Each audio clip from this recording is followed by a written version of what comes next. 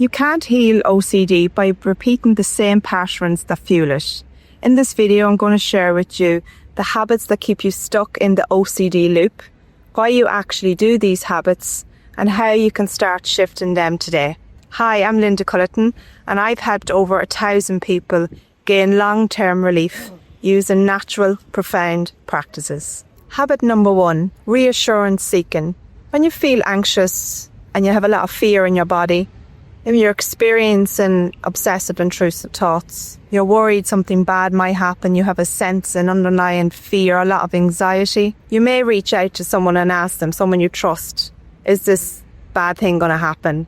Or I feel bad, or what if, looking for constant reassurance for the person to tell you that it's okay. And in that time that you do that, you're teaching your brain that you can't handle uncertainty, but also you do it because you feel so afraid inside. And when they give you that sense of it's okay, you feel okay in the moment. You get that sense of relief and you feel a little bit better.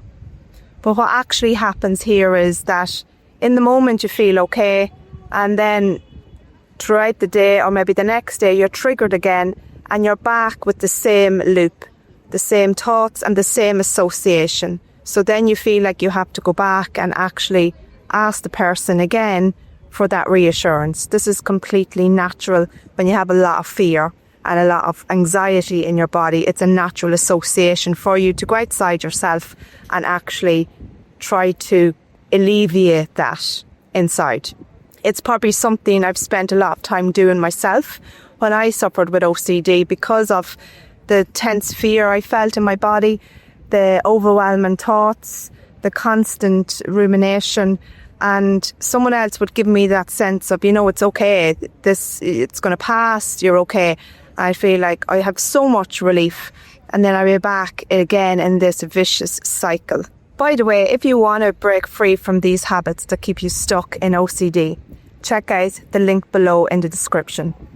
And sometimes you might feel like you actually don't have anyone to ask for reassurance. Maybe you're keeping a lot of this to feel inside yourself. Maybe you feel a lot of shame around the intrusive thoughts that you don't feel you have anyone to speak to.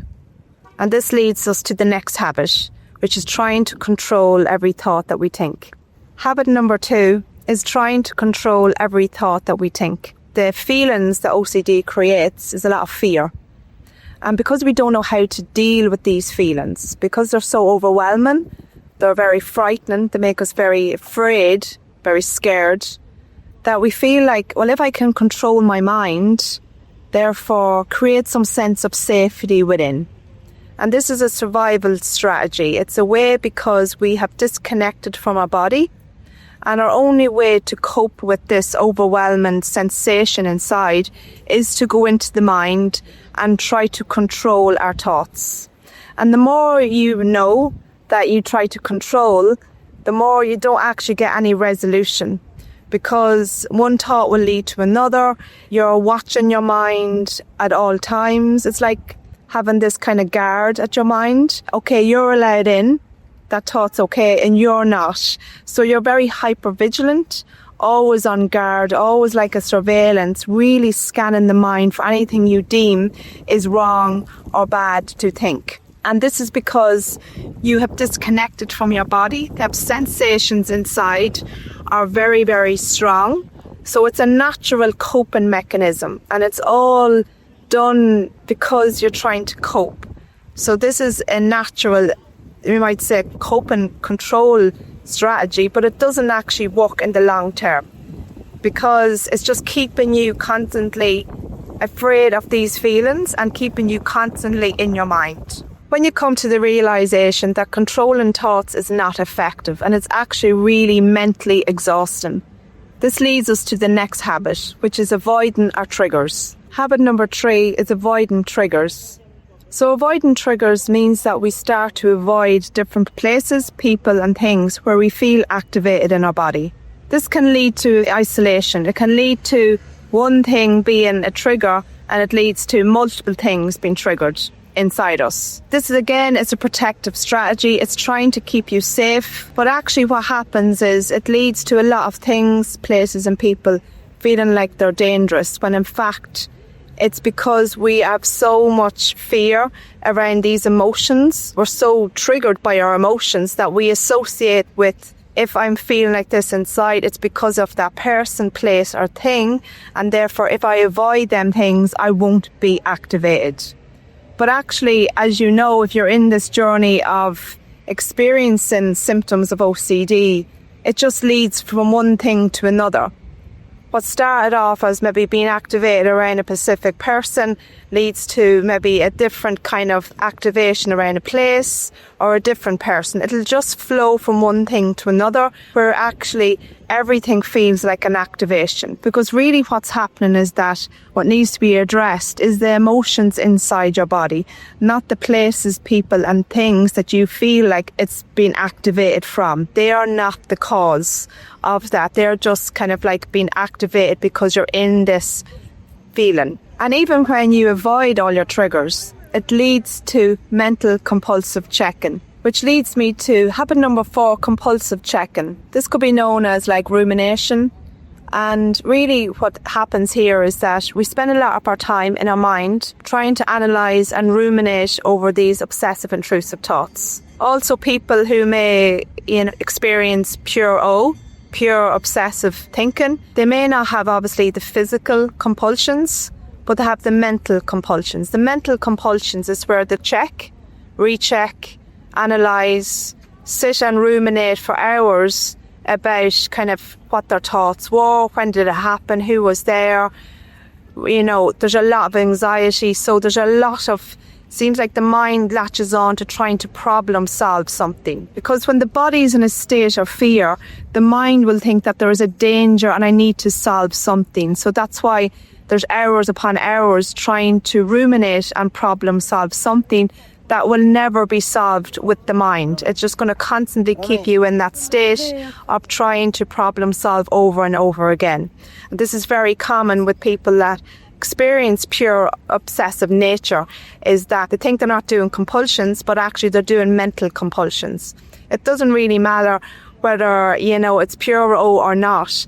It's all a coping behaviour in order to cope and avoid the deeper emotions that they're so afraid to feel.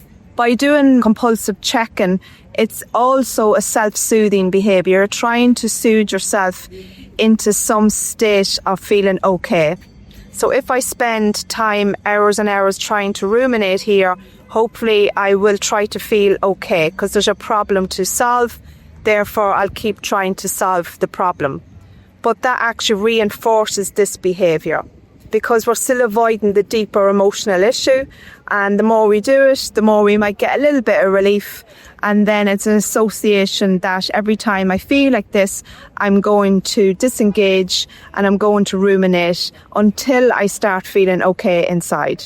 But this is all natural and normal and is a very, very strong coping mechanism that's in a survival state. By the way, if you really want to learn how you can go deeper beyond the compulsive checking and actually deep into healing the emotional core wounds, check out the link in description below. And the final habit that kind of binds it all together is the most important, is self-judgment and shame. Naturally, when someone is experiencing OCD symptoms and they're having a lot of obsessive intrusive thoughts, they're holding a lot of shame inside, a lot of judgment towards the self. And how do I know this? Because I've experienced that. And I held a lot of shame around having these thoughts, these intrusive thoughts. They made me feel really bad about myself.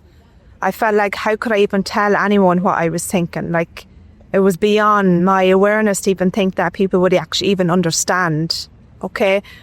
But the biggest judgment comes towards ourselves. This isn't our fault. It isn't something that we can try to control. We can definitely get help. It's not so much sharing with others around what thoughts you're thinking, but actually about how you're feeling, because that is the root of it all. And the more kind of you keep yourself in this shame bind, in this shame loop, in the self-judgment that how could you think this? Maybe you're an awful person, I'm bad, I can't tell anyone about what I'm thinking. It's not so much about what you're thinking, it's more about what you're feeling. And understand it's that it's your identification with these thoughts that keep them alive and keep them real, and they feel real due to that. When we think something and I feel bad about it, I identify myself that I am bad because I think this. And it's that thinking and that feeling that keeps this thought alive, because you're on high alert then that you do not ever want to think acting like this again. And these intrusive thoughts are not just, obviously, as you know, worry thoughts. They're very, very deep, intrusive to your nature. They trigger every part of your being and they activate the deep emotional wounds that really need to be addressed. When we break it all down and you understand that OCD symptoms, they're really symptoms of this emotional wound, you might say, this emotional response inside your body. This fear, this dread, shame, disgust, feeling bad about yourself. This is what needs to be addressed. And all them habits that you're doing, whether you do one or you do them all, but most likely them all, you're doing them because of the feeling you have in your body. And you think that if I do all these habits, if I control this, then I'll try and feel okay. This is okay. This is natural. So this is all coming from someone that understands that this isn't what you're not doing. This is actually you're doing it because you feel like you have to do it. You have no other way. You don't know any other way to cope. It's basically at a survival level.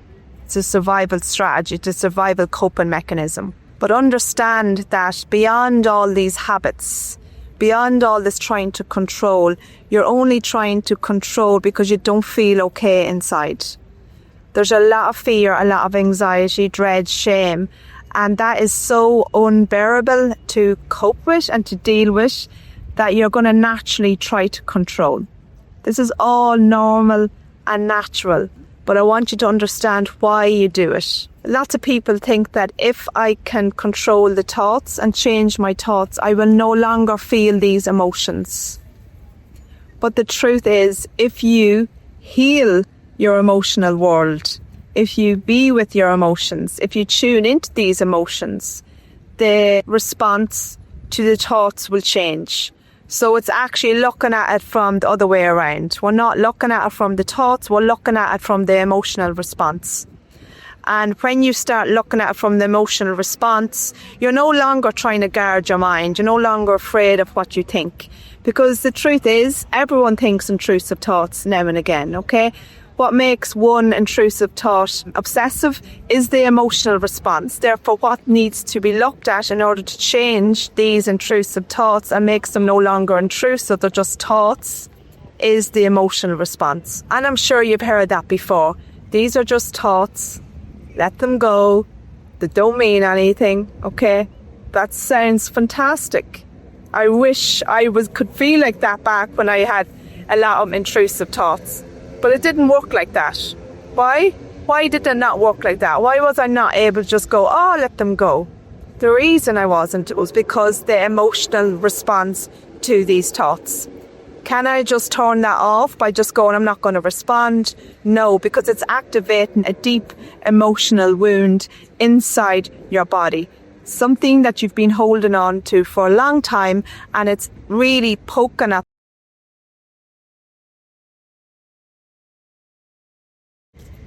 It's completely natural. I really want to emphasize it's really natural for why you would do these habits. Don't beat yourself up. Understand that you're only doing them because it's your way to cope. But how can you learn to cope in a different way? So today I'm going to share with you a tool that you can start practicing on a daily basis, and it's called left nostril breathing. So we're not going into the mind. We're not trying to analyze, ruminate, and trying to discover the roots of all this. We're going directly to try and bring a sense of some sort of calm into the body. And we're going to do this through a breath practice called left nostril breathing. Now, left nostril breathing is basically as it is, what I say. It's through the left nostril. So when we breathe only through the left nostril, we activate a part of the nervous system called the parasympathetic. When we're in more of a parasympathetic state, we're no longer in this sense of feeling like a lot of fear in our body. When we have a lot of fear in our body, we're going to have thoughts to mirror that fear. We're going to have different thoughts in our mind that's going to validate That's why I feel like this inside. So what we do is, you can sit with a straight spine. You can do this lying down in bed, whatever feels comfortable. And what you're going to do is you're going to close off the right nostril, and you're going to inhale only through the left nostril and exhale only through the left nostril. So you're not doing mouth breathing at all. If you choose to do this, I would recommend doing it for 3 minutes every day, minimum. It takes 3 minutes in order for this to take effect. Obviously, you can do it more, but start off with 3 minutes every day. Maybe when you notice that you're going into a compulsive behaviour, see if you can do this. It's okay if you can't. Understand that these habits, you've been doing them for so long, so it's going to take time to break habits. But when you start working on your nervous system, these habits will organically start changing naturally. The way you start doing these habits naturally, you didn't kind of consciously think your way, I'm going to do this and I'm going to check this for hours. You just organically do it because it's automatic within your system. So therefore, we can learn to change the automatic response by actually bringing in a practice every day that can help you. Okay? So we take up the right hand, we close off the right nostril, and we're going to inhale through the left and exhale through the left. We gently close the eyes then.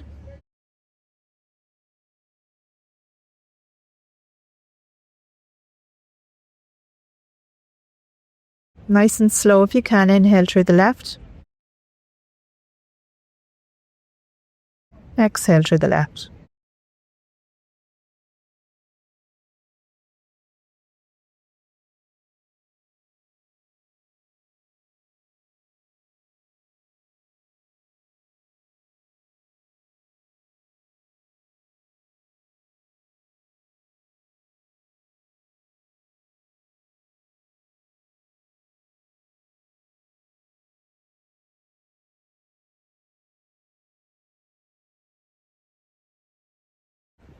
Relax the shoulders.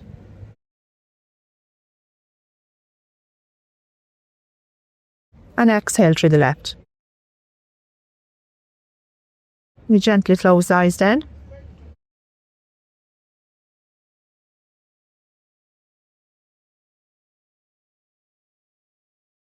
Nice and slow if you can, inhale through the left. Exhale through the left.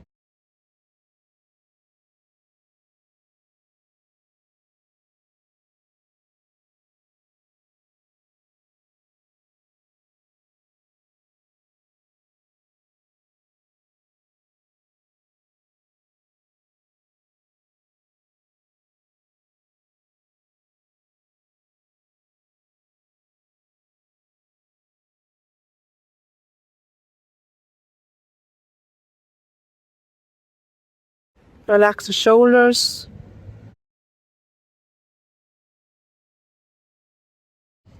And exhale through the left. We gently close the eyes then.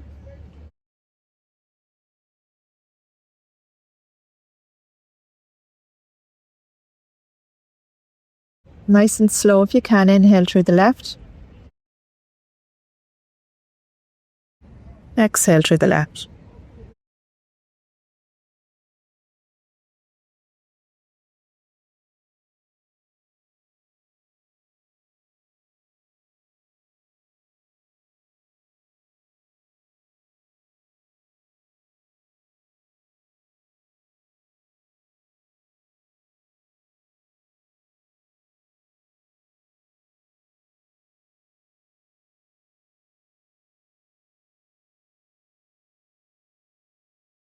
Relax the shoulders.